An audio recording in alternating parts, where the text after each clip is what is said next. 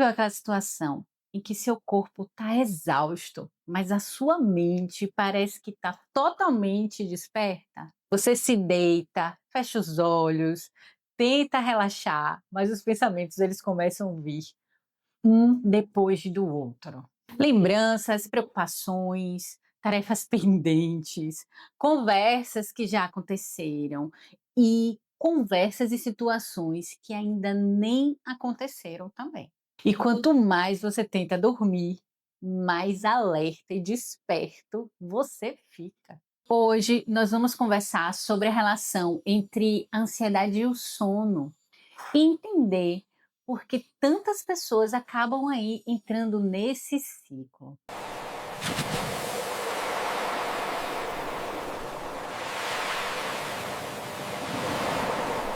Oiê, eu me chamo Érica Sobral e este é o nosso Maré Mansa. Antes de começarmos, aproveite para se inscrever no canal, ativar as notificações e compartilhar esse vídeo com alguém aí que possa estar precisando dessa conversa. Que nós falamos sobre saúde emocional, autoconhecimento, relações humanas, qualidade de vida e tudo isso de forma simples, reflexiva e baseada na psicologia. Muitas pessoas, elas enxergam o sono apenas como uma pausa entre um dia e o outro. Só que dormir é muito mais que isso. Durante o sono, o nosso organismo, ele realiza processos que são fundamentais para a nossa saúde física e também emocional. Durante o sono, o nosso cérebro, ele organiza informações, consolida memórias, regula as nossas emoções e recupera recursos necessários para que a gente possa enfrentar os desafios do dia a dia, da semana que vem pela frente. Quando a gente dorme bem, a gente acorda cheio de energia, tem mais capacidade de concentração e também mais recursos para lidar com as situações estressantes. Por outro lado, quando a gente dorme mal, o impacto costuma aparecer rapidamente. A gente fica mais irritado, mais impulsivo, menos tolerante às frustrações, às quebras de expectativa e também a gente fica mais vulnerável emocionalmente. E é exatamente aí que a ansiedade ela entra nessa conversa. A gente já aprendeu aqui no canal que a ansiedade, em sua função natural, ela é um mecanismo de proteção. Ela nos ajuda a perceber riscos, a nos preparar para desafios importantes e agir diante de situações inesperadas, situações que vão requerer da gente preparação. Isso é natural e isso é necessário para a gente fluir na vida. O problema, ele surge quando o nosso sistema de alerta, ele aparece ativado, mesmo quando não existe ali um perigo imediato. E uma mente em estado de vigilância, ela tem dificuldade para descansar. Por isso que muitas pessoas relatam que ao deitar, os pensamentos começam a vir de forma acelerada. O nosso sono, ele funciona como se fosse um espelho. Quando finalmente o silêncio chega, aquilo que a gente ignorou durante o dia, ele pode aparecer com muito mais força. E nesse momento vão surgir muitas perguntas, como: será que eu tomei a decisão certa? E se algo der errado amanhã? Como é que eu vou resolver aquele problema? E se eu não conseguir dormir? Perceba algo importante. Muitas vezes a preocupação, ela deixa de ser sobre os problemas da vida e passa a ser também sobre o próprio sono. A pessoa começa ali a ficar preocupada porque não consegue dormir, não está conseguindo dormir, olha para o relógio, vê a hora passando, meu Deus, o dia está amanhecendo e essa preocupação começa a aumentar. E essa preocupação elevada aumenta o nosso estado de alerta. E existe uma relação de mão dupla. A ansiedade prejudica o sono. E uma vez que a gente não dorme bem, o estado de privação de sono aumenta a nossa ansiedade. E quando a gente dorme pouco, o nosso cérebro, ele fica menos eficiente na regulação emocional. E com isso, a gente passa a interpretar as situações do dia a dia de forma mais ameaçadora. Pequenos desafios, eles parecem maiores. As preocupações, elas ganham mais espaço e dominam mais o nosso dia. E as emoções tendem a ficar mais intensas. E por isso que depois de algumas noites ruins, a gente percebe aumento da irritabilidade, fica mais preocupado e também mais cansado, com aquela sensação crônica de sobrecarga. A gente dorme, mas não descansa. Sem perceber, isso já virou um ciclo. A ansiedade dificulta o sono. A falta de sono aumenta a ansiedade e a ansiedade torna o sono ainda mais difícil. E aí, a dificuldade de dormir, ela pode sim estar relacionada ao excesso de responsabilidade. Em outras situações, está ligada à autocobrança, ao medo de falhar, a dificuldade em estabelecer limites, preocupações que se acumulam e nunca encontram espaço para serem elaboradas. E isso não significa que toda dificuldade para dormir vai ter ali uma raiz emocional, mas olhar para a sua vida emocional pode sim ser uma parte importante do cuidado. E aí, o que a gente pode fazer? Uma das técnicas que são amplamente difundidas por meio de estudos e pesquisas científicas é o que nós chamamos de higiene do sono. É isso mesmo. O nosso sono, dependendo de como a gente tem levado a vida, acaba ficando sujos, com hábitos ruins. E a higiene do sono, ela nos oferece uma proposta de pequenas ações que nos ajudam a dormir melhor. Então, higiene do sono é atitude. E quais são essas atitudes, Érica? Manter horários mais regulares para dormir e para acordar. Então, o máximo que você puder no seu dia a dia, se organize para dormir sempre no mesmo horário ou num horário próximo. E o despertar também. Reduzir as telas próximo ali ao horário de dormir. Eu sei que esse é o mais desafiador. Às vezes as pessoas levam o celular para a cama, ficam lá scrollando a terra infinitamente. Só que aquela luzinha ali da tela, ela envia uma mensagem para os nossos receptores ópticos de que ainda é dia e a gente precisa ficar alerta e desperto. Nós só produzimos o hormônio do sono no escuro, na escuridão. Por isso que é importante, à medida que for anoitecendo, a gente reduzir as lâmpadas da nossa casa, se possível trocar por luzes amarelas e permitir com que o nosso corpo perceba que a gente está se preparando para dormir. Então, a luz azul da tela do celular prejudica a gente a produzir o hormônio do sono. Por isso, a recomendação é que você deixe as telas antes de dormir 15, 20, 30 minutinhos, se for possível. A TV também, né? Computador, telas de uma maneira geral. Eu sei que esse é o mais desafiador, mas vamos tentar, vamos fazer uma experiência e aprender com o que ela traz para gente. Café, excesso de cafeína perto ali do finalzinho do dia. E cafeína não existe só no café.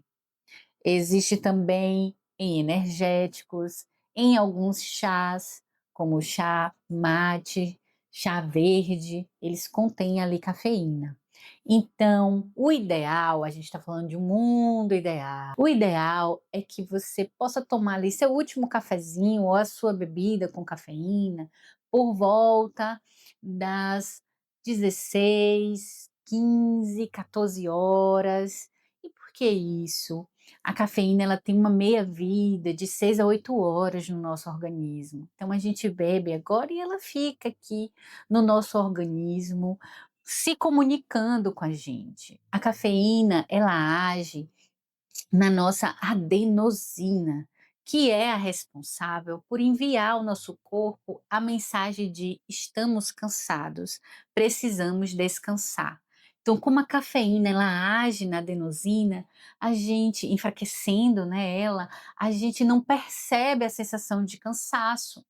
Então, portanto, não descansa e o nosso organismo, o nosso coração, o nosso organismo como um todo continua ali trabalhando a todo vapor. E, gente, é muito importante que você aí possa criar os seus rituais de sono, os seus rituais, aquelas atividades que vão comunicar para você, para o seu organismo, que você está desacelerando e já está se preparando para dormir.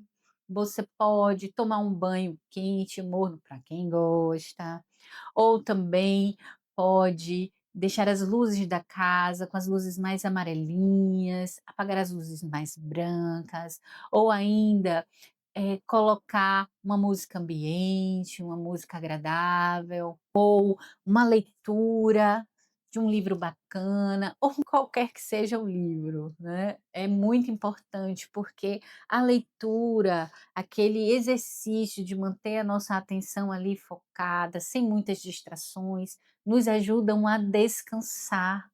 Interessante, né? Então, pegue o seu livro de aventura, de história, ou ainda a Bíblia, deixe o seu livro ali do lado da cabeceira da sua cama e transforme isso em um ritual de desacelerar, para preparar o seu corpo para dormir. E minha gente, quando necessário, busque apoio, apoio profissional, para entender ali quais são os fatores que podem estar contribuindo para que a ansiedade esteja impactando no seu sono. Algumas outras pessoas também podem desenvolver insônia crônica. E se a insônia, que é dificuldade de adormecer ou de permanecer dormindo, né, despertar muitas vezes, sono muito leve, e já está nesse nível mais preocupante, é muito importante que você busque ajuda profissional. Cuidar do sono é uma necessidade básica, tanto para a nossa saúde física, mental e emocional. Ah, uma outra atitude que é imprescindível e que impacta positivamente nos nossos hábitos de sono é a prática de exercícios físicos. Sim, quando a gente pratica exercícios físicos diariamente, nós conseguimos produzir uma série de hormônios e substâncias que proporcionam ao nosso corpo descansar, colocar o estresse mental, que muitas vezes os pensamentos acelerados e as preocupações do dia a dia, né, dominam ali, e transformar aquilo em estresse físico, e colocar aquela energia para fora e a partir disso poder extravasar. A gente pode ter dificuldade para ir fazer a nossa atividade física. Então, não negocie. Como assim negociar? Ah, depois eu vou. Ah, eu só vou descansar aqui 5 minutinhos. Ah, eu vou, chamar alguma pessoa para ir comigo. Todas essas negociações que você fizer, você vai perder. Então não negocia, só vai, se organiza, facilite a vida, deixe seu kit preparado, a sua roupa, o seu tênis já pronto, chegou do trabalho, troca de roupa e vai. Não negocie. Se você negociar, você vai perder. E trabalhando a higiene do sono, a gente pode se perguntar, Érica, de que maneira a música pode ajudar a gente? Será que ela pode realmente ajudar a gente a dormir melhor? A resposta é sim, mas é importante entender como. Mas é qualquer tipo de música? A música do Michael Jackson também vale? Não é necessariamente a música que vai produzir o sono profundo. Ela não funciona como um botão mágico ali que a gente aperta e faz a gente adormecer. O que a música faz e pode fazer é criar condições favoráveis para que o nosso organismo ele reduza o seu estado de alerta. Quando nós ouvimos músicas lentas, previsíveis, com poucos estímulos bruscos, o nosso corpo ele tende a desacelerar. A respiração ela fica mais tranquila, a frequência cardíaca pode diminuir, a tensão muscular tende a reduzir e a nossa mente ela tende a ter um ponto de atenção diferente das preocupações que estavam ali ocupando todo o espaço. Para muitas pessoas, a música ela funciona como uma ponte entre a agitação do dia a dia e o momento de descanso. A música relaxante vai dizer que a gente pode descansar, desacelerar. Então, a música, ela não resolve a causa da ansiedade, mas pode oferecer um ambiente interno mais propício para o descanso. Pensando justamente nessa nossa necessidade de desacelerar, eu lancei aqui recentemente no canal uma playlist voltada para o sono profundo. Ela foi criada aí para acompanhar esse momento de transição entre a correria do dia a dia e o descanso da noite. Então, se você costuma ter dificuldade para desligar os pensamentos, ou sente que precisa de um ambiente mais tranquilo para relaxar, vale a pena experimentar. Depois desse vídeo, eu convido a você a acessar a nossa playlist e observar como é que o seu corpo e a sua mente respondem a essa experiência. Me conte como a ansiedade ela costuma aparecer nas suas noites. Me conte aqui nos comentários.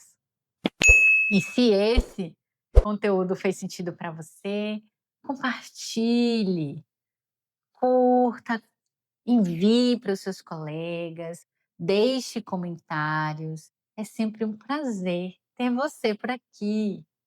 Até a próxima. Tchau!